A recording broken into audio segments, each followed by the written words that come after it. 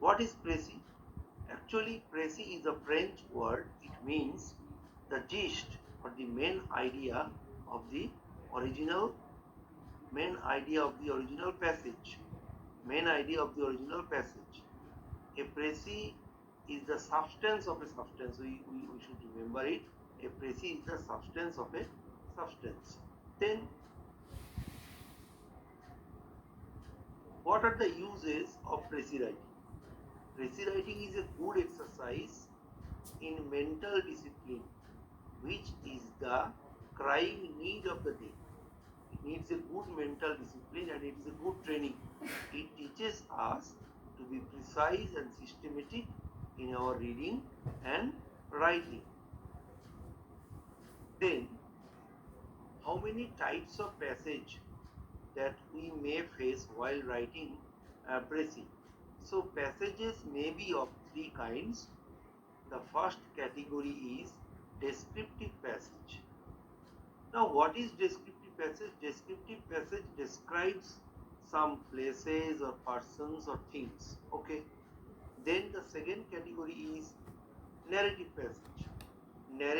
Narrative passage narrates some stories, some events, some past events. Okay.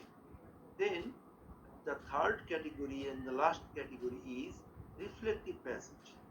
Reflective passage contains the reflections of the writer on the original subject, on the subject which are of an abstract nature.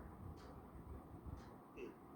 Then, without wasting further time, uh, we will know that what are the rules we should know to write a good Precis. Here we go.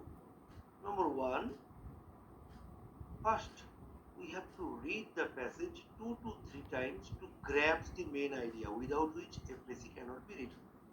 Okay, the second rule is, while we will read the passage, we will underline the important words and phrases. Then the third rule is, we have to try to find out the key sentence, the main sentence in the passage, which will help us to supply the title. Because the rule number 4, a Precis should bear a title, because without title, a Precis is incomplete. You have to give one title of the Precis. Then everybody thinks that what should be the length of the Precis, with how many words we should write Precis. The length of the Precis should not exceed more than 1/3 of the original passage. What does it mean?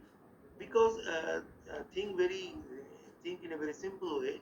If the passage consists of 150 words, then you have to write it. You have to divide it by 3. So you have to write it in 150 words. The passage is 150 words, and you will write the Precis in 50 words. Then Precis should be written in simple language. You should try to write it in a very simple, lucid language, and you should avoid exclamatory sentence. You should avoid interrogative sentence. You should avoid any figurative or any rhetoric language or any poetic language. Okay, then Precis should be written in the indirect speech. We should not use any quotation mark in the Precis.